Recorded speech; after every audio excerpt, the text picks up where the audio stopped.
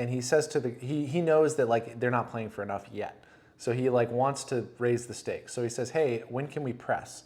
And the guy's like, "It's the first tee, Billy. Like you can't press here. You know, you can press when you're down. You know, once you're down, you can press." So Billy just 90-degree turns on the tee box, hits one into the water, looks at the guy and says, "Let's press it." Me and my buddy, we making all of this money. Yeah, I know it's rude to be bragging. They never catching us slacking. Me and my buddy. All right, poker time. All right, guys, welcome back to Table One Podcast. This is Art Parman. I'm Justin Young. Hi, guys. We're back at it, and I don't know. We just wanted to discuss a little the Billy Walters book that just came out. It's probably been out for like 6 months. I don't even know, but it took me about a month to read it, so I'm a slow reader. It's a pretty thick book. And I didn't read it. Well, I listened to it on the Audible, and gotta say, his voice was not made for reading audiobooks. But I'm glad that he did it because, you know, just hearing it in his voice and that deep Kentucky drawl, it's like sometimes he says a word and he whistles it through his teeth, and you have to rewind it to figure out what he said. But it wouldn't be the same without it. Well, yeah, I'm sure you read part of the book, like actual hardback or whatever. But yeah, it was kind of nice, like knowing the backstory. Like you got to have the voice in your head, and like this is probably a little Kentuckian. I don't know if that's a word, but like I just envisioned like Lynn Ashby's voice the entire book, and like it worked pretty well. I thought. I don't know, like yeah, that's almost better. Just having like something to fall back on that's already in commentary. You know, he. For those that haven't read it, I highly suggest it for what it's worth. It's a great story. Period. What's the title again? It's The Gambler. I think it's The just Gambler. Oh, The Gambler: A Life at Risk. That's what it's called. Yeah, okay. Yeah, little subtitle. There's a couple other The Gamblers out there, like stupid guys like Dostoevsky or something trying to write books. I guess I didn't read the whole book because I don't remember that at all. But yeah, it's a fantastic story of a guy from a small town in Kentucky, which actually my in-laws grew up pretty close to there. Not that matters to anybody. And then just like had a gambling problem and just kind of was smart enough to figure it out and was able to be successful in life. I mean, that's the one sentence synopsis, but like either way, people should go buy it. Honestly, it's a good read. It is good. It's crazy. I found myself more drawn to his backstory when he was a kid, just like hearing all of like the stuff he had to go through leading up to before he eventually became a successful gambler. Because man, he was a degenerate. He like I guess just brief. I don't know if we're doing like a book report here, but brief overview of the early chapters is he moves in with his grandmother because his mom has 3 kids but no plan, so she puts like one kid at like 3 different relatives' house. I mean, kind of like the nightmare to grow up, right? You're like an orphan by accident. Your mom's just like, well, I'm not putting you in foster care, but you're with grandma, you're with Uncle Tony, and you're with Jimmy down the street. I think he landed on a good one with his grandma though, because he's always talking about how she like made him good or whatever, like made him. She was like super Christian, like made him disciplined. Like honors, like she instilled like honor and like integrity into him, which I wouldn't say it's rare because it's not, but like it's a nice combination when you have a pure gambler at heart, but also has a good moral code and like a good like center where they're never gonna cheat anybody, they're never gonna fuck anybody over. They just want to gamble for gambling's sake and like just want the match to be semi-fair, you know. Yeah, I don't know if he would never fuck anybody over. It seems like he fucked a lot of people over that fucked him over first. Well, at least according to him. Yeah, that's true. I mean, this is coming from the protagonist in the story, so there's a chance. I'm sure there's plenty of people out there that have some anti-Billy Walters stories. And sure. Just like I'm sure there's people out there that have anti-Justin Young stories. Not that I can imagine, but anyway, I liked when I opened it up and first read the prologue and the beginning part where he basically said, "Listen, guys, I'm gonna unload the cannon on my enemies here." He has like a Muhammad Ali quote at the beginning where he's talking about like if you come after me, you better hide your dog or something like that. Like, I remember that, yeah. I mean, the man is He's ready to fight for himself and like his family and basically his personal moral code. It was kind of interesting to me because he is a degenerate gambler, but you see, at least in the beginning of the book, and just as a short aside, I know he is sober now, but we are not. So cheers. We haven't Never say die, Pat Madden. Thank you. Red Solo Cup. Thank you Yeah. also. Direct all business inquiries, Red Solo Cup to @Table One Vegas. Yeah, but the thing I was gonna say is I've read a lot of like business autobiographies and like business backstories, and all those guys have like this childhood entrepreneurship like thing inside of them. And like at the beginning, when he's like 9 years old, he gets a paper route. You know, he's like loading all the papers onto his like, I don't know if he had a trailer or he has like onto his handlebars. I can't remember, but he's just like piles all these, and you know, rural Kentucky, these houses are far apart that are getting the paper, you know. So he's got that entrepreneurial work ethic. I think he also had a story in there about when he was when his grandmother died when he was in 8th grade, because she had raised him until that point. He eventually moved back in with his mom up in Louisville, but he had found a job that he could do because he loved gambling. You know, in the beginning, he becomes a pool hustler at like 9 years old. Standing on like literal boxes to hustle people out of their money at 9 years old. And the best part in that beginning part of the story was when he talks about, sure, his work ethic is great, but he would just push people to their bankroll breaking point as a 9-year-old. He was he was like, hey, listen, let's play for whatever, $1 a game, and they would play, and then he would just kind of keep raising the stakes, even if he was like losing, winning. I mean, I'm sure he had some hustle in him, but just like he would just basically be like, okay, this guy's better than me.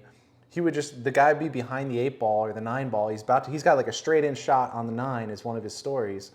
And he's like, hey, listen, I know we're only playing for $10, but this shot's for $100. If you make this shot, you know, let's bet $100 that you won't make it. And the guy is just like, it's a straight in shot, but he takes the bet and he misses the shot. I mean, who knows if it's a made up story, but it's definitely true in my experience in gambling that people have a kind of a all-in breaking point. Yeah, and like he goes deeper into it as far as like that kind of strategy for hustling or gambling, however you want to consider it, for golf. And like golf was a big part of the book, and it's just whatever. I think he was around a scratch golfer, maybe like a 1 or a 2 or something like that.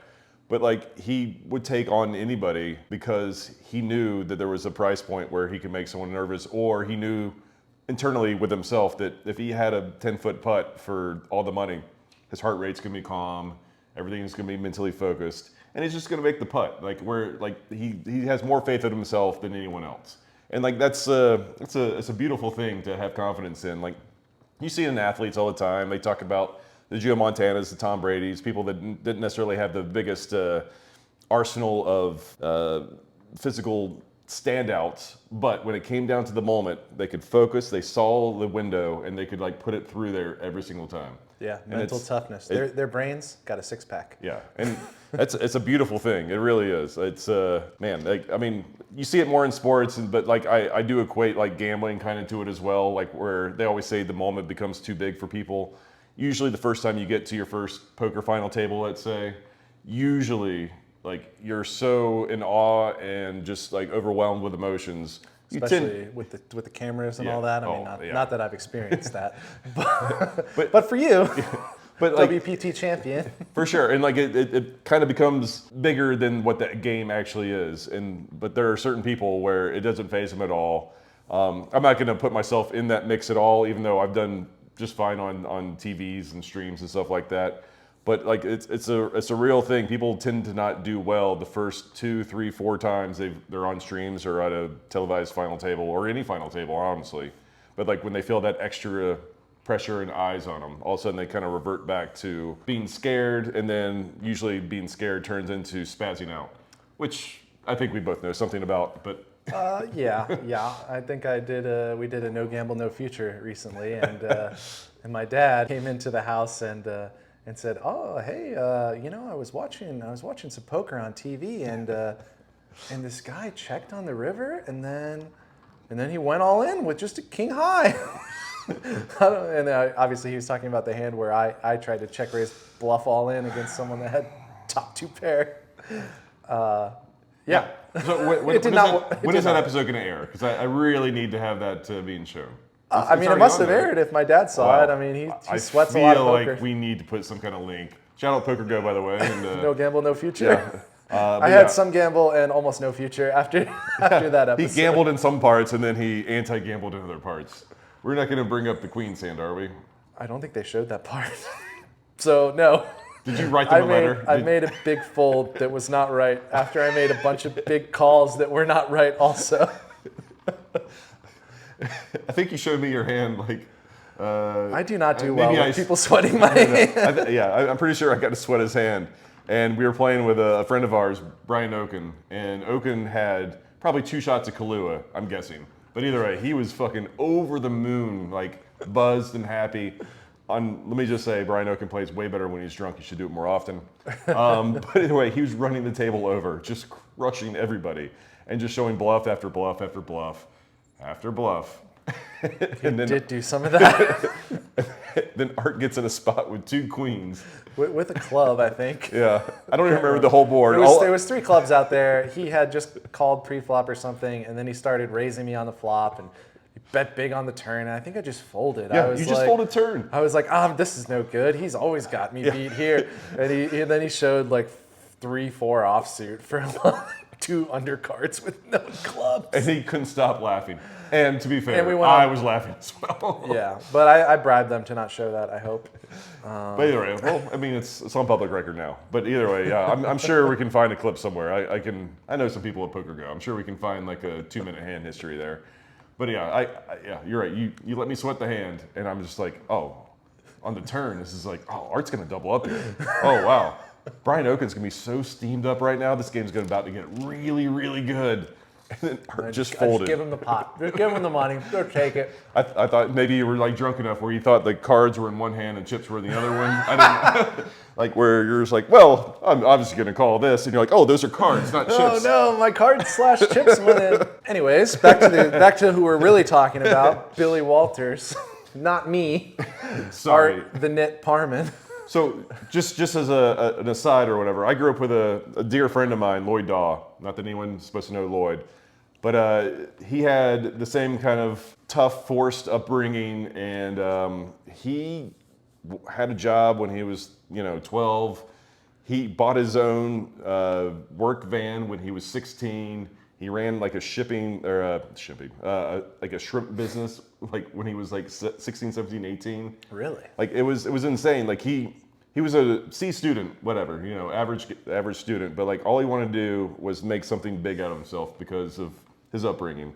And he bought a van, a big, just child molesting van of just tan. And he would drive 2 hours down to Wilmington, North Carolina every Thursday and Friday, I believe, drive back up, and then like be on the side of the road, like selling shrimp to people. Like you remember was he fishing for the shrimp or buying them? No, he just bought them. So he just would buy them somewhere where he did a little geographic arbitrage. He'd buy them where they're kind of cheap, and then bring them where they're not available. And basically, yeah. I mean, we're fairly close to the ocean, but at the same point, it was, a 2 hour straight shot. They get cheap, but like super high quality, huge shrimp. Yeah. And he would just come back, and before school, he would just sit there and sell them on the side of the road.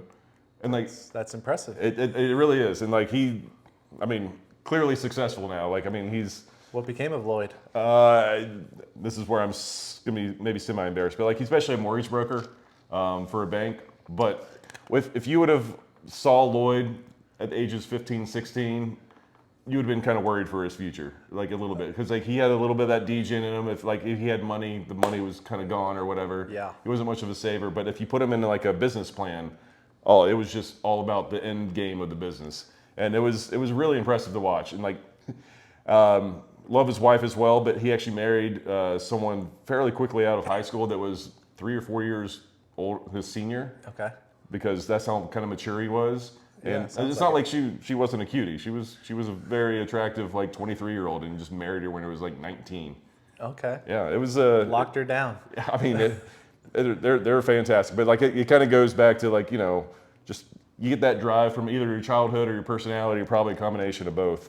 But it also goes to show you, I mean, you can lose it too, or you can just like Billy Walters it up. I mean, he was willing to lose everything often.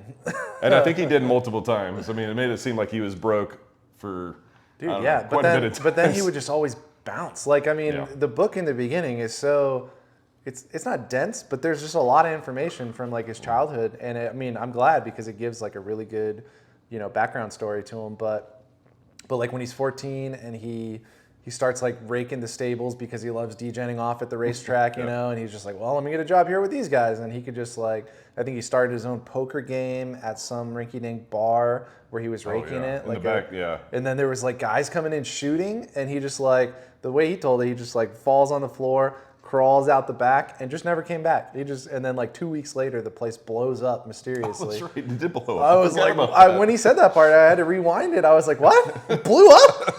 I don't know what the hell happened. I mean, I guess he didn't either. He didn't care to find out. No. But then he found his like sales gear too, because he got a job. He did the stable boy job, and then he did some other job he was in a between. Car salesman. Well, before that, he worked at like a gas station or something, and he started like selling people on, upselling them on like, I don't know, whatever at the gas station that they have, those little trees maybe that you hang in the window. little Billy Walters face tree. You want one of these? Anyway, but yeah, he became a car salesman, and he said at 20 years old or something, he made the equivalent of today's dollars in commissions of like $500K in 1 year as a car salesman at not a journeyman car salesman who's been doing it his whole life. Just some guy who like could upsell anyone, find their budget, and just like put him into a car. I mean, that's what he was. I mean, he's a hustler. I mean, like whatever. He had the gift of gab, which is like kind of inherent for people that are hustlers at heart, or whatever. Seems inherent to anyone from Kentucky. Like, I mean, I've never met someone from Kentucky. I think I know 4 people from Kentucky, but they all talk. They tell me a story, and my eyes get big, like the little Disney princess, doe-eyed, and I'm just like, oh, tell me more. It is true. I feel like they like, and I'm sure they don't, but like practice in the mirror, or like, well, at least like practice it on their friends, and like, oh, all right, this part didn't work. Let's cut this shorter. There's got to be something like a story time culture down there. I guess they didn't get the internet till like last year, so they just had to keep talking to each other. I mean, we keep bringing on Pat Madden, and we love Pat Madden, but like, I mean, another guy just from Kentucky, gift of gab, incredible storyteller and joke teller, fucking Kentucky. You guys bluegrass it up. Well, good job, guys. You're raising killers out there. Yeah. I guess we get to see only the ones that escape Kentucky. Sure. Like maybe the ones that stay in Kentucky their entire life. Maybe not quite as much, but maybe not. Yeah. I guess I don't know. You've never been in Kentucky? Wait, you've never been to Kentucky? You mean the Scotland of America? Well, you grew up in Virginia. I mean, the chicken leg state. No, I haven't. I think I drove. No, I think I avoided driving through it also when I drove out here from Virginia. Well, Louisville's a fantastic town. For those who don't know, Muhammad Ali has a museum there. It's fantastic. Like all his memorabilia and shit? Yeah, it's like 2 stories or something. It's huge. Where's the Elvis thing? Is that there? Or is that Tennessee? No, that's. I wanted to say Nashville right away, but I'm not sure. Wait, where? Graceland. Graceland's a thing. Graceland? But where is that? I'm going to say Tennessee. Let's Google it, internet. No, it's Tennessee. Put it in the comments if we got it right. Tennessee? Yeah, I got it right. Thank you. Don't know. All right, so where were we? He sold a gajillion cars. Oh, and then he had like a kid along the way. I think he had a kid when he was like 16, right? Yeah, he was married. 16, he 17, just like married. Oh yeah, he had a kid, and he had to drive to like another state with his child bride so that he could pretend that they were 18. Like his state, they weren't allowed to get married, but also the other state, they weren't allowed to get married. He just like, it was just 2 years younger or something like that. So he was like, oh yeah, I'm 18 and she's 17, so we're good. And then I guess back then you didn't have to actually show a real ID. Who knows? Slip a 20. I mean, yeah. Anyways, that marriage didn't work out. I can't remember if it was with that wife or his next wife that he took his first trip to Vegas. I think it was the second wife he did. Okay, because his first wife, he had told all these stories about staying out all night, drinking and gambling, and like his buddies would have to like carry him into bed, drop him off, and like they would get into a fight.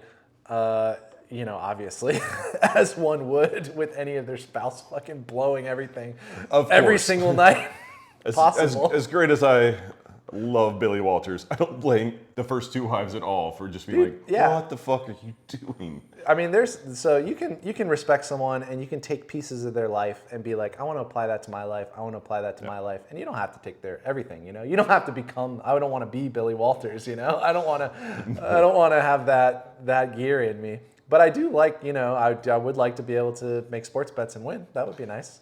And that is a great part of the story. But getting back to the personal part a little bit, as we are both gamblers and have wives and you with the family, like it does show like there's some stressors that come along to it. Like, a lot of people I talk to, when they find out what I do for a living, oh, you gamble? Oh, how nice it is for you. Oh, like just no stress in your whole life. Just wake up, make money, go to bed and repeat.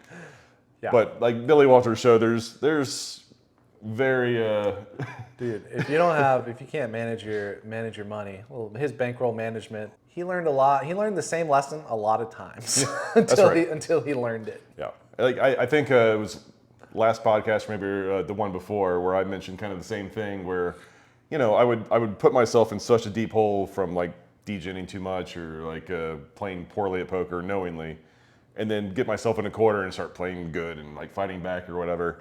But like he did this 10 more times than I ever have, and probably to the extreme of like 10x as well. Like he got himself in a hole where he was dead broke with kids and an unhappy wife. And oh yeah. Well, the story I'm thinking of, I'm sure there are a few in the book that I'm forgetting, but the one where he lost he finally, so he sells all those cars, has a great year, or it could be like around that time when he's making money. He moves into like a high-end neighborhood, gets like a big house, and then he plays poker all night, and he literally loses his house in poker. He's playing, and he's playing all night, and he loses some huge hand where he like doesn't have the money, and he's like loses the amount that is equal to his house that he just bought in cash, I think. So he goes home and he tells his wife, I think he gives her 2 brochures for 2 apartment complexes, and he's like, which one of these 2 do you like the best, sweetie? And she's like, what are you talking about, Billy?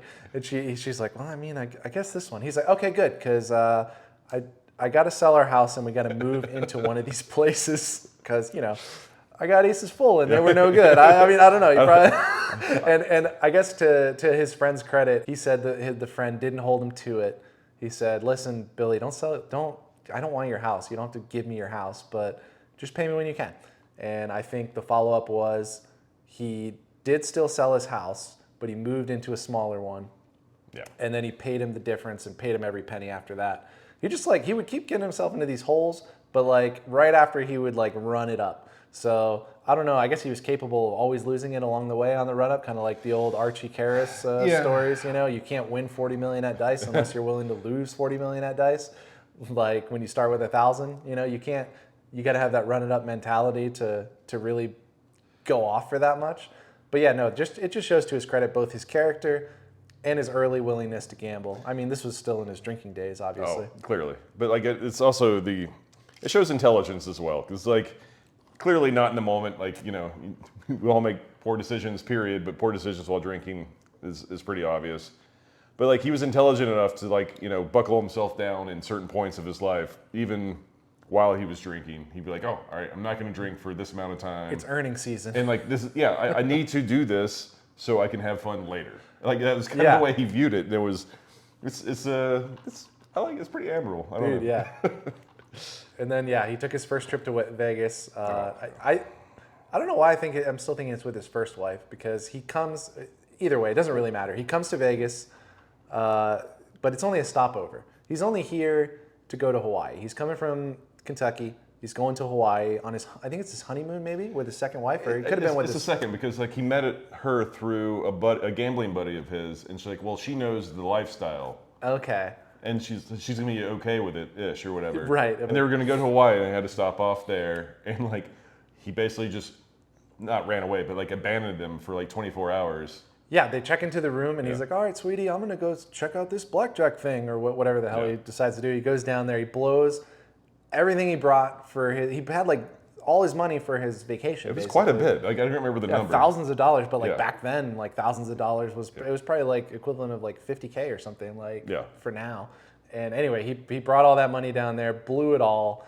Didn't like even talk to his wife. They just stayed for the 3 days, I think, and then they went back to Kentucky. I don't even know if they said. Yeah, they did. I think they She got just caught like the room. stayed in the room, and yeah, he it like was- lost more probably. I from think it was back like home. 12 hours later. She was just like, finally found him, and he's just like, oh well, we're not going to go to Hawaii anymore. Yeah, Can't believe they got divorced. yeah, cannot. I mean, believe and it. to Billy's credit, he takes complete credit for blame, whatever, for all this, and just like she was a saint for even being with me as long as she was, and like all that stuff. Being with a gambler that has that kind of problem is got to be tough. Yeah, I mean, I guess it was always just drinking for him because he would drink and then he couldn't stop, and then he would just go and basically he wanted to lose every dollar he had. Yeah.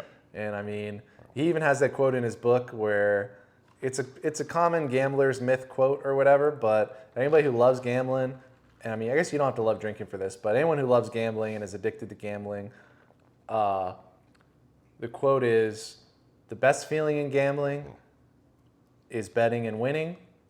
The second best feeling, gambling and losing. And he puts that in his book, and it's just like, yeah, you know, I mean, It's always- you don't get it unless you're a gambler because it doesn't really make any sense, but then you're just like, oh, I just want to be gambling whether I'm winning or losing. Yeah. I just want to be in action. Like, if I can't be in action, then I really lost. That's Then, sad. Then it's yeah. Then I have to, what would I have mean, to do? I'm I'm sure a mortgage it's- broker or something? Okay, so at some point after that, he moves to Las Vegas. it is true. It is true. At some point, he moves to Vegas because it definitely says that in his book. No, so at some point after that, he moves to Vegas.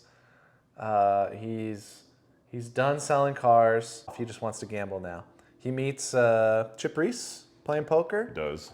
He meets I think all the heads of the Yeah. casinos because he likes to lose all his money. I think even Doyle's in there that he met. Doyle and Chip. Yeah. And of course, he rubs shoulders with the aunt from Casino. From the casino, Joe Pesci. Joe Pesci's character, Tony Spilotro. Yes, you know, Ant-Man. would not do that in front of Joe Pesci or Yeah. actually anyone that angry and tiny.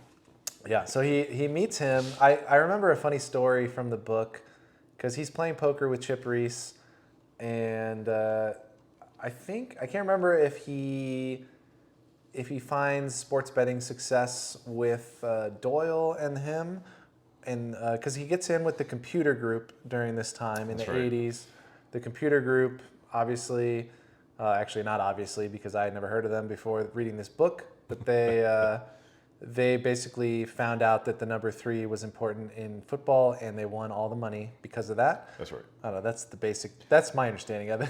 Yeah, and like he was in a nice spot for the group as well because he was a known gambler, known to go off, so he could go into almost a casino and bet almost whatever he wanted to. I mean, essentially, like Yeah, and also professional sports bettors wasn't really a thing back then. Yeah, Like that's you true. would just lose, or you had inside information. There was nothing else. That's It was right. like you're cheating or you're losing. So when he comes in and pitches to Doyle and Chip, like, hey, listen, these guys are winning and they just need backing. They were in, right? I think the first weekend they played. I think they lost the first weekend. I They think lost like crushed a lot, like $1 million or something. Yeah, like $1 million in the fucking 80s, which is like 50 million today. I don't even know. Yeah. But they lost a lot of money the first weekend, and then they turned it around.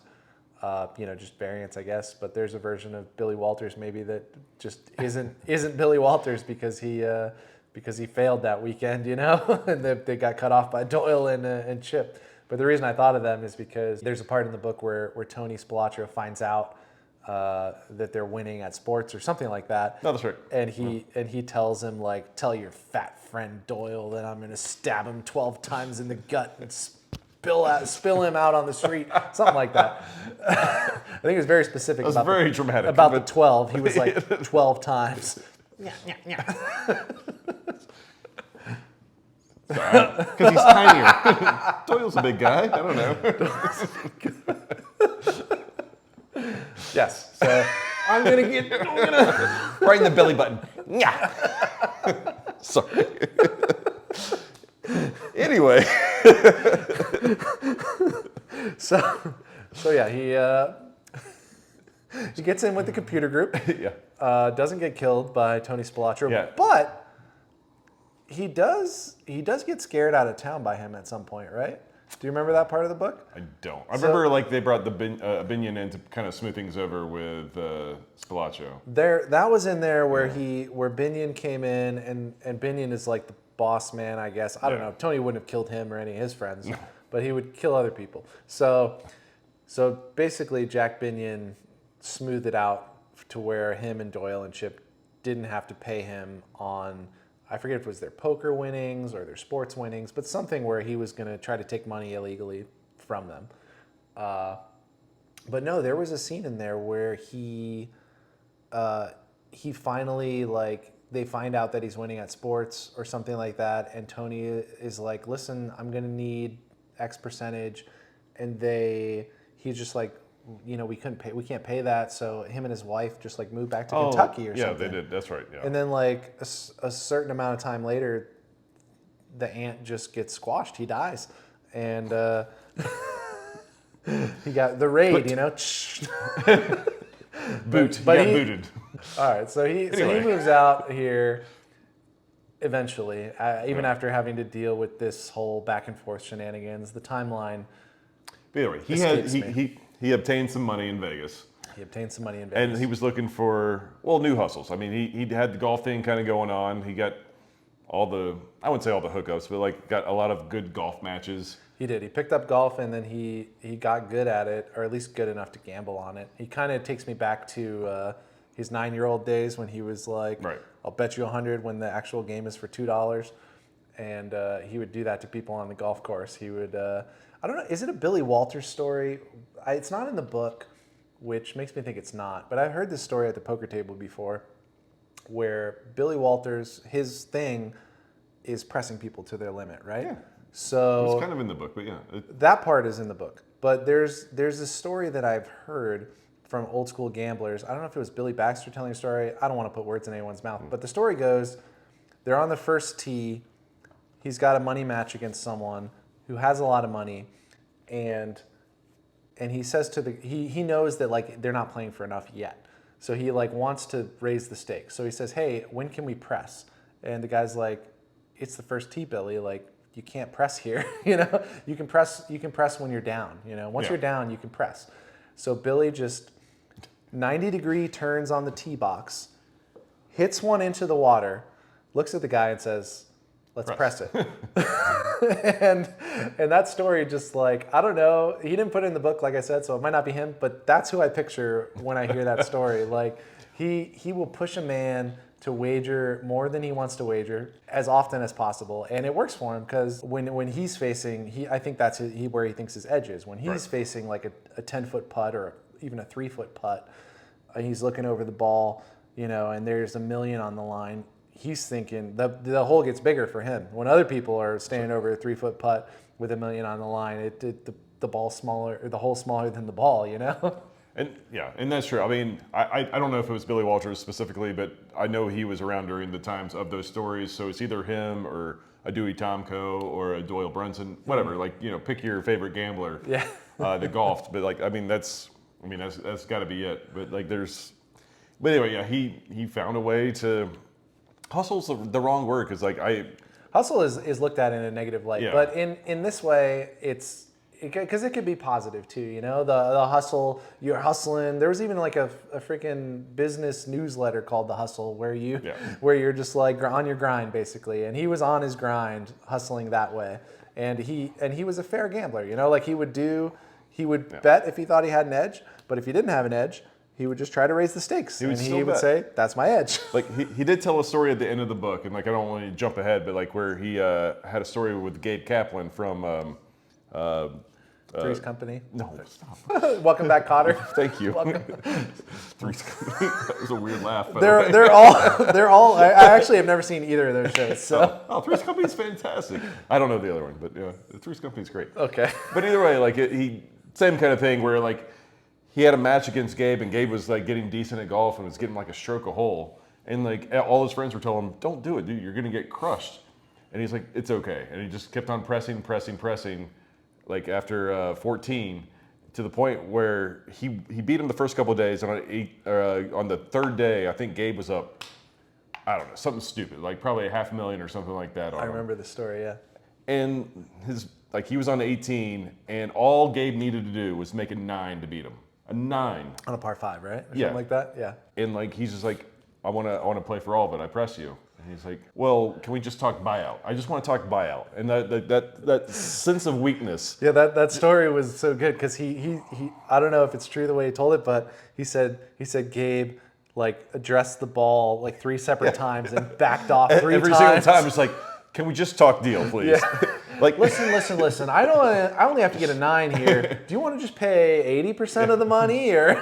It's like when you play someone heads up for the first time in a poker tournament like that, and there's like I was the first time, and it was offered to me when I had 2-1 chip lead, and it was like, oh, let's just do it right down the middle. I was like, oh yeah, right down the middle. Yes, that's fine. Like I could have got me for a lot more, I'm guessing. Right. But like, I mean, same kind of thing. It's a lot of money, and you just feel those nerves, and like you look at the ball, and you're like, this is not going to go well at all. And like, I think in the book, Billy had a friend who was like, dude, what are you doing? Like, he needs to make a 9. You're going to lose like $1 million on this game. He was like, calm down. I got this. And like, I think Gabe ended up making like a 12 or 13 or something like that. Yeah, the way he said it, he dumped his first one into the water, Yeah. and then he dumped another one into, first one into like a big patch of rough or something, Yeah. and then he could have hit it out onto the fairway, but he clawed it into the water or some shit. He lacked experience. He wanted to like prove to him that like he should have taken the bet instead of just like, look, I legit need to take a 9. Let me take pitching wedge, pitching wedge, pitching wedge, pitching wedge, 3-putt, 7. Good night. Like, which is like it's tough though. Like when you get tested your man card a little bit. Like Yeah, that golf story. He has, it's obviously the stakes are different, but in the beginning when he's like just learned golf or something, or he's like decent at golf, I remember a story where he told a guy I could just use like it's kind of like out of tin cup. He's like, I could just use an iron and a putter, and I'm gonna make a par on this par 5 or something like that. And the guy was like, no way. And then he like beat him out of 2,000 and. And has a cool story out of it. I don't even know if he had the money in his pocket to pay the bet. yeah, I want to say he didn't. If he lost, but I guess that's a common for him. But like Netflix has like a series called Losers. I think it came out probably like 6-7 years ago. But one of they basically do documentaries on people that had it in their hands and basically fucked it off. No. And there's this guy. What a great idea. I wasn't big into golf though a few years ago, but there was this golfer. I think it was the British Open. I think he had like a 4 or 5 shot lead going into 18.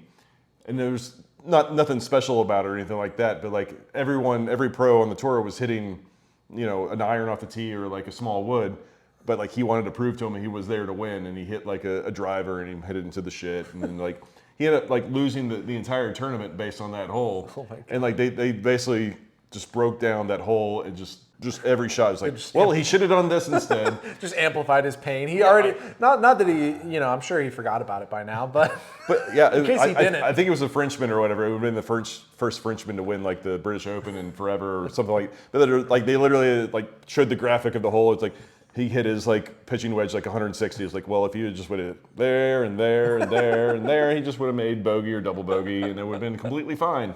And like these professional golfers, like they're not missing pitching wedge ever. Sure, yeah. And like it was like it's got to be just amplified to that where like people are kind of in your ear like, dude, just take the money, just like hit the easy shot. You're like, no, I'm more of a man than that. Don't worry about me. And then like 4 shots later, you're like, oh, I should have fucking done something different. But you'll never admit it. But I don't take myself away from that thing as well. Like if I was in Gabe Kaplan's shoes, I would have done the same thing. I would try to hit the perfect drive and like, fuck you.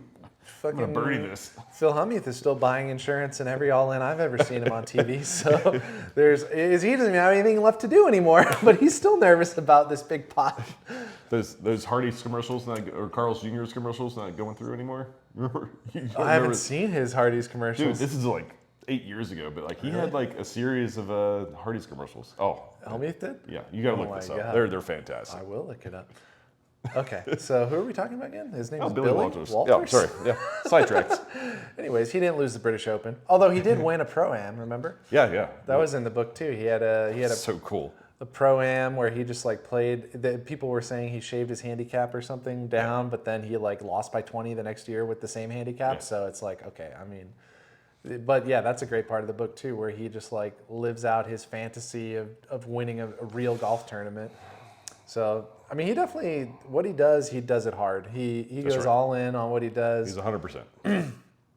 And I don't know, did we talk about the computer group yet?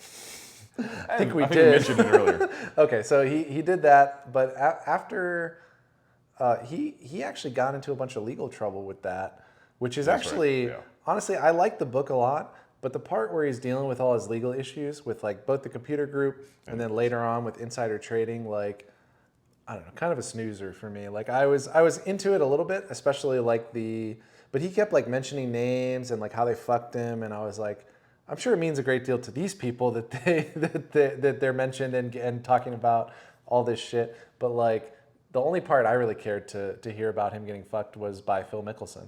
Like that was interesting to me to hear about their conversations, and he just like outed him, put him on blast. Like I'm sure he's gonna face more legal trouble from Phil, like lawsuit wise, about exposing his betting and slandering him. But if it's true, like how could he? Like exactly, I'm he needs to guessing be able to back it up. Yeah, I'm guessing Billy Walters has been very careful about what he put in the book to where what he can prove and what he can't. I'm guessing everything he put in the book, he can either prove or at least have like a witness to say it or happened. it's gray enough of an area where it can't be disproved. Exactly, and like however you feel about Phil, like I've always liked Phil, but like, and like honestly, like even in the book they say he didn't do anything wrong until he was given the opportunity to help out his good friend by not lying, just telling the truth. And Phil's like, nope, it's gonna hurt my reputation. It's gonna hurt my like endorsements. But first he said yes. I'll be there. Yeah, that's true. That is true. He didn't show up. Yeah, because like I'm sure inherently Phil as a friend is like, yeah, of course I'm gonna be there for you, buddy. Like that's fine, of course. And then he took a straw poll of all his advisors and lawyers, and they were like, his accountant's like, dude, you're gonna lose like $300 million a year if you say yes to this. And he's like, how much? That's a lot of money. I lose that much on gambling a year. I'm gonna have to keep that money. But yeah, dude, so I mean, you'll see it in the book when you guys read it, but yeah, he gambles a lot. Basically, Billy used him as an out for, he's a for beard, gambling. but like it was a mutual thing. He got cuts. Yeah, for those who don't know, a beard is just someone who bets for someone else. Yeah. But I think they made that illegal, messenger betting, but you're allowed to do it if you like sign something, like your partners. But anyway, they made it illegal later. He would bet for Billy, but this is kind of another part of like his mad genius, Billy Walters, because he would take like Phil gave him his accounts, and Phil was like a big time gambler. Billy said in the book, he looked through all of his receipts of his betting while he was like on his accounts or whatever, or talking to Phil, and he was like, Phil has bet over $1 billion betting sports, and not with an edge, just like to bet, just to gamble. And Billy was like, the only other person I know that has bet that much is me. But like, to his mad genius again, he looked at Phil's betting history and he tried to mimic it because he knew he had like a golden goose in his hands. He had this account from a professional golfer who would bet gigantic on random shit, but in like a specific pattern. Like he would always kind of bet the same kind of way. He would bet, he told some stories about him betting while he was like about to lose or possibly win big golf tournaments too. Like he wakes up in the morning, he's just like, I think that's true. I like the I Vikings believe that +3 today. 100%. Dude, me too. I mean, if you're a gambler, you just gamble. Like you don't interact it with your regular day life. You're just like, oh yeah, there's a football game tonight. I'm probably going to be busy winning this tournament of golf, so I better put my bet in tonight. Of course, I just say if I'm on $2 million. final table of a tournament and it falls happily on a Sunday and the Broncos are like getting 4.5 from the Bears, there's a good chance that I'm doing all this shit right before the tournament. Like, right. You got and some you're nervous left-handed energy anyway. too. You're basically Phil Mickelson of poker. But like, But no, that was part of his crazy craftiness that he would try to like hide the accounts. Eventually, he got found out. He got cut off. They were like, "Oh, we're here. You're Well, 'cause moving, Phil fucked moving up a for bit. Billy." Yeah. Oh yeah, and then Phil would bet on his own accounts the Right. same thing, double the action, and then those bookies would probably talk to each other. But who knows what happened? Well, but yeah, I won't name any names, but I have a friend that is in the same lineage, kind of as a Billy Walters or whatever, and it was so cool. Like I was able to watch him on a Saturday 2 different times in his home base, where he has just infinite screens open, like everyone on speed dial as far as runners and beards and just like everything, and like his math groups and stuff like that. And it was just so cool to watch everything. And it's just like, it's not even gambling at that point. It was just very like stock specific. trading. Yeah, exactly right. That's what it was. He's like, yeah, as soon as this hits 3 and 5, I'm going to bet it. But like, I want this number to get up to 7, so I'm going to have to bet 50,000 over here to push this one to 7. As soon as it hits 7, I'm going to bet $2 million on the other side. I'm going to crash it down. And like, I was like, what the fuck is going on? This is crazy. Like it's just nuts. wow, Like, I can't. but even like imagine. he mentioned some of that stuff in the thing. Like He did. He I mean specifically to like kind of find out his rats or his like bad employees, I like or this. people that were like putting their own bets in. So that he would feed them, like if he suspected them, he would feed them like bullshit information for like $10K, and like that's a lot of fucking money to everybody. But like to Billy Walters, it was nothing. It was worth $10K to find out if this guy's a scumbag or not, because he would feed it to this guy, and this guy would basically feed it to like a higher fish, and the fish would bet $50K or $100K and would move the line. Yeah, he basically found like a sneaky way to both find a rat. Yeah. And a rat is just like he would tell his people like, listen, you're gonna get a free roll, or you can have a piece of this action. Like it's good, valuable action. You're gonna get money off of this. All I ask is you don't bet it for yourself. Just like I'm pulling a lot of strings here. Every account I play with is going to be profitable, but if you bet money on the side or tell people about this information, you're screwing it up for everyone. Because I might bet a 3. I might take a 7. Like I want a dog plus 7 here, but I don't really want them. I just want the line to be 6.5, so that I can bet everywhere else. So just don't bet it on your own. Like he wouldn't tell them that. He would just say like all these accounts eventually are going to win, which is true. But like if he found out someone was betting on the side, he would do that type of thing to them. He'd be like, all right, well, you guys are my guys that move the market. You're going to be my plus 7 takers when I want 6.5. Like you're going to, when I want minus 6.5, I'm going to make you take plus 7, and then you're going to bet it. You're going to tell all your friends, they're going to bet it. And then all of a sudden I'm going to have a great price on $1 million, and it only cost me 10,000. And I find out that you're a piece of shit. Right, Like, and he would just do that to people until they quit or whatever. Like he had a lot of good stories in that book about that type of thing, where people were. I mean, Phil was one of those people who was betting on his own. Yeah. But he also knew that he was getting the good information because he had really high limits on his accounts. Right. So Yeah, he never like threw Phil under the bus as far as gave him a bad line or anything like that. He just knew. Like when you bet that big, it doesn't take long for the news to travel of like, oh, this bet came in from this account. Oh, really? Did it? Yeah. Sure. Okay. It's not hard to figure out like who can bet that much money and like why they knew to bet it. Yeah. So all of that, all the sports betting stuff in there was pretty cool, Oh, especially the that's good. behind the scenes, like you're saying, like the man pulling the strings, the guy putting in the when this goes to that, the Wall Street guy of sports betting. That was all really cool. But yeah, like I said, the legal stuff, I wasn't a huge fan of that. He tried to like kind of defend himself again in the book, which, it's fine. I kind of believe him, I mean, the general public, like jury of your peers, they don't understand sports betting at all. So when he's like he said he made a bunch of trial mistakes, like he didn't take the stand in his trial. He didn't get Phil to like actually, I mean, that's not really his fault, but he didn't get him to testify for him. They didn't put in expert witnesses that would have possibly helped him explain it. But like he basically said he hired the wrong legal team without like causing himself to possibly get sued by them. He was pretty That's nice. about right. He was pretty nice about it. He's like, they're great. They just weren't great for me. Yeah. I mean, to his point, I mean, for the one where he got convicted on, they basically ended the trial after the prosecution went because they felt the jury basically being bored by all of this, and they thought if they went any further into it, then Like, Yeah. they Can would you imagine? You just like all you do is like you just get like lobbed on, and you just do the cross examinations, and you just don't put any witnesses up. Yeah. It's like It looks. it's poor. like a boxing match with your hands Yeah, up, yeah. and then it's your turn to hit, and you just don't do anything. You're not gonna get the judge's card. But yeah, like, and again, this is all from his like perspective and whatnot. Clearly, there's gonna be some bias involved, but like, yeah, I don't know. Like, I'm sure he did some stuff that was probably below board. Like, it's like, let's not. It's got to be tough because he got into stock. Like, for those who don't know, he got convicted of insider trading, right? Yes. Like, and in the past, he had gotten off the hook for all number of sports situations. Betting like, across state lines and like placing bettings and accepting bettings for like whatever. Exactly. He was basically just a bettor, but the state thought he was a bookie. So they tried him as a bookie. He was like, he knows what he's talking about. So he's like, I have to tell them, like, I'm not a bookie. Here's what we say. He knew his legal defense with stock trading.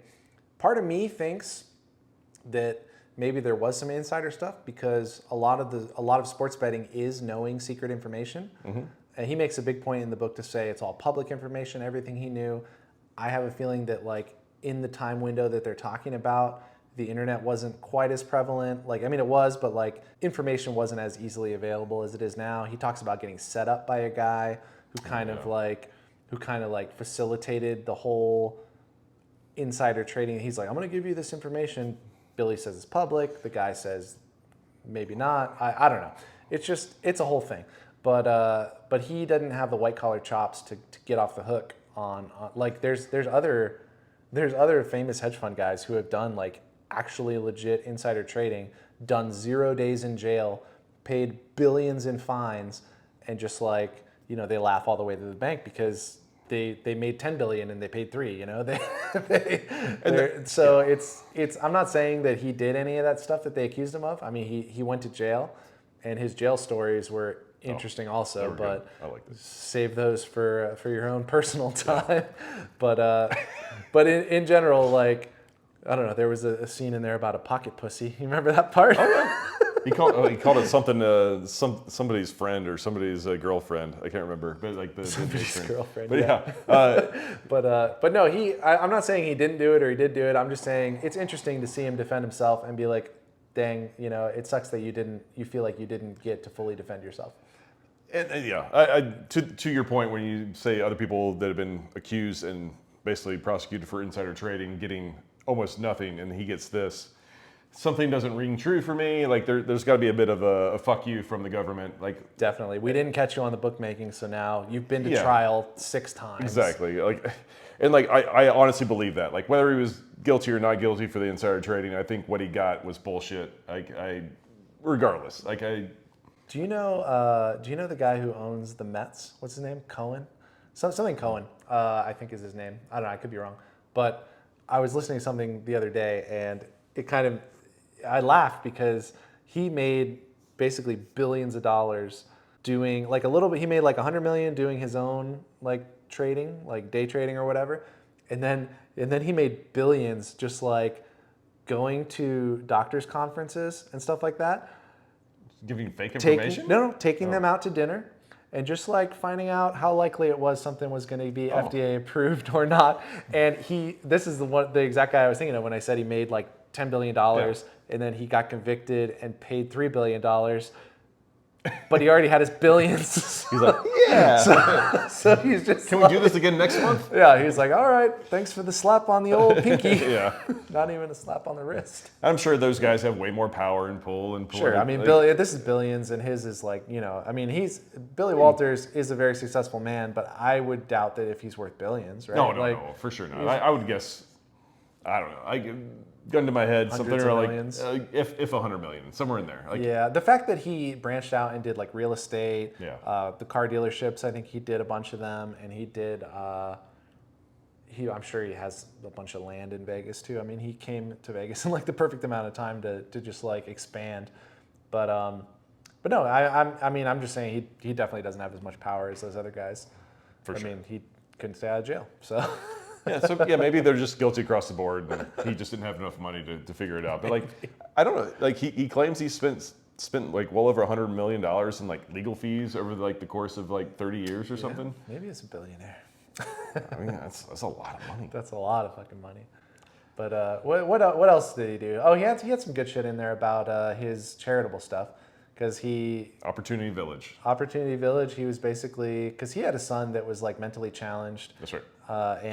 And his son just couldn't find like a place to fit in until they found Opportunity Village, and he was basically one of the people that worked there, and Billy and his wife, at this point his third wife, who was basically his savior, That's right. that when he would gamble and lose everything back when he was drinking, she was just like, it's cool, we'll be fine. Like, he basically moved up the ranks of like, you can't gamble, to like the girl that like knew something about gambling but not enough, didn't realize the extent, to like someone who's just like fully immune to swings. He eventually found someone. I get it, but you got to figure shit out at some point. Like, I'm not giving you a hard time, but yeah, I mean, basically once he got sober, it was just like all easy peasy for him. yeah, it's all lights out. Like, But cheers, yeah, by the way. Oh yeah, cheers to Billy and his sobriety. Oh. But yeah, no, his charitable stuff, very impressive. They've donated millions and millions of dollars. Oh yeah. Yeah, like he, I know he started off like, owning and managing golf courses and whatnot, which he made a much, but like in order to do that, especially land in Vegas, he had to kind of promise a lot of charitable donations, a lot of outreach as far as that goes. And it probably wasn't in his intention to do all that, but at the same point, he helped Las Vegas community like tenfold. And He did. He basically turned like a drug-ridden giant park area into what golf course did he put there? It was I can't remember that one. I know he owns Valley High, but it wasn't that one. It was. Yeah, I know he worked on a bunch of them. Yeah. So Valley High, I forgot that he owned that one. Does he still own it? Yeah, or fairly His certain. group or whatever? His group, for sure. But either way, getting back to Opportunity Village, just another shout out. Anyone that wants to give to them, they should at least like look them up or whatever. But I think it's a great organization. And if there's anybody out there that wants to volunteer, I'll go with you. I'll give with you. I'll help out. Like, I don't know. It's one of those things that touch my heart specifically. But I don't know. I just think it's a cool, like, great idea for any city.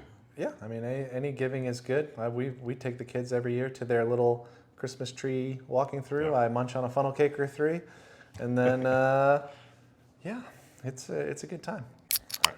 So speaking of the computer group, he broke down kind of their strategy in one of the chapters at the end of the book. I'm sure you remember it quite clearly. To me, it was one of the more drier chapters, but it was still pretty interesting on as far as like probably the novice gambler would be concerned. Was that the computer group, or is this just like kind of the strategy he uses now, or is that the same? It's the same thing. Like, I mean, the computer group basically created the strategy that he helped facilitate. Like, it was one of those. Like, I mean, okay. I'm sure he could do it without a computer group at this point anyway, but like they basically, again, take just an average NFL football game and they came up with like, whatever, 20 to 40 things to look at and like kind of like grade teams, giving them plus 0.1s, plus 0.5s. He did go really into detail, Yeah. and it's like one of those things where he does like 2 chapters on his actual betting strategy, and he's like, I do NFL here, but the principles can work for any sport and betting in general. But like, he does a whole chapter where I was listening to the audio and I was like, man, I really wish I was reading the book so I could skip this chapter, because it was just like, this is what minus 110 means in sports. This is when you lay minus 600, how often you need to win. Like, it was dry, but he had to put it in there because it's a sports book and a million people are going to read it that have no idea about gambling. So I get it. But like, I was just like, man, he must have just like re-recorded this 10 times and fallen asleep 10 times while he was trying to explain it. Because it's But probably the next chapter is pretty gold. I mean, he put the PDFs in the Audible, so even if you do get the audio, you can still get the information like printed out, because like you said, there's like 40 attributes where they're like, for example, the weather, the stadium, the team, and just like how he weighs everything. And it's definitely a snoozer if you're not a gambler. But like, if you're kind of mathy, kind of a gambler, like betting sports, it's interesting. I mean, it's cool to see like what they're looking at. It is, and then at the highest level. Yeah, they to your point, like it got a little redundant, especially with some of the simplistic stuff. I'm sure it'd be like us trying to describe to you know, a 20-year-old, like how many cards are in a deck and what they all like mean, how to make a straight, how to make a straight flush. It's like, yeah, it's kind of like when you're at a cocktail party and you tell someone, they inevitably ask you, what do you do for a living? And you're like, poker. And they're like, ooh, do you count cards?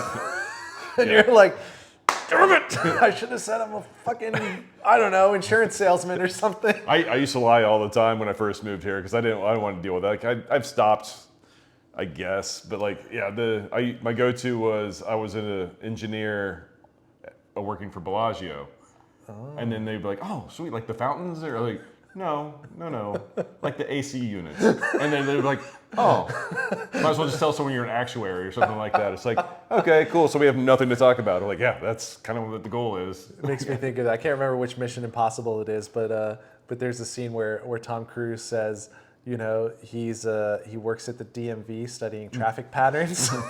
And he just gets like really, his eyes light up, and you're like, wow, I knew he was a good actor, but now he's like acting like a good actor. And these people's eyes are glazing over right in front of his face. I love traffic patterns. The way you hit the brakes, and then you can see it ripple for 20 minutes behind this car. It's amazing. Everyone's like, oh. Yeah, so that's a good idea. If you don't like telling people what your job is and hearing annoying questions, tell them you work for the DMV or well, I have engineering AC background unit. just in case they had engineering questions. I can really have some kind of answer for them. But yeah, the main answer was to try to get them off the scent, I guess, a little bit. Because like, especially from North Carolina, I basically have two kinds of people two different kind of reactions when they find out like I'm a poker player. One, people with teeth and people without teeth. That's a different subject. Certain one half thinks I basically play roulette for a living. Like they ask me like all kinds of like strategic questions, like so in Caribbean Stud, like you know, and get this, like what do you do? I was like, that's not what I do. They're like, well, you said you were a professional poker player. This is Caribbean poker. Like, what are you talking about?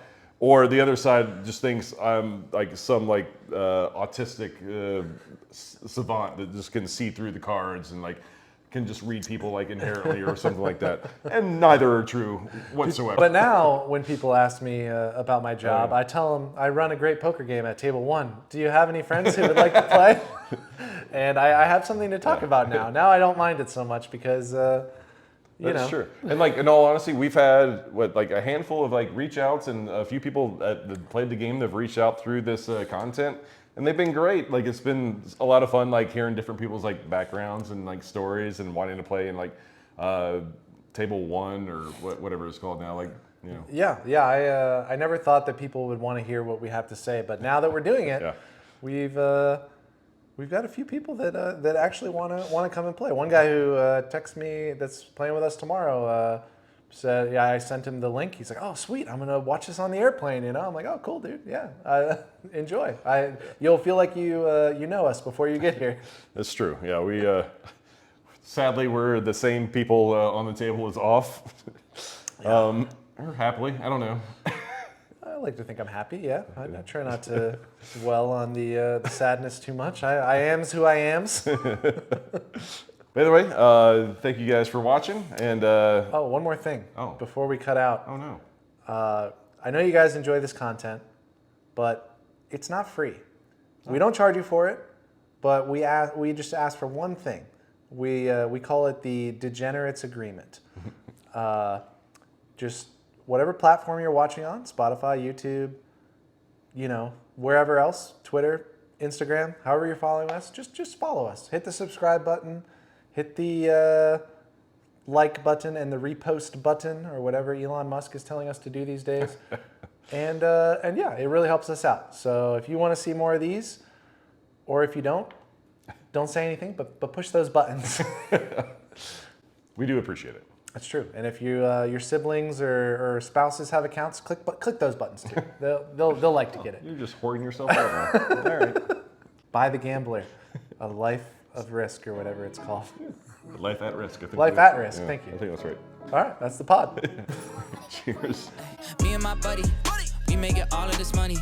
Yeah, I know it's rude to be bragging. They never catching us slacking. Me and my buddy, we working hard for this money. Oh, you know I've been in my bag. Yeah. Buddy, I got it like that. Yeah.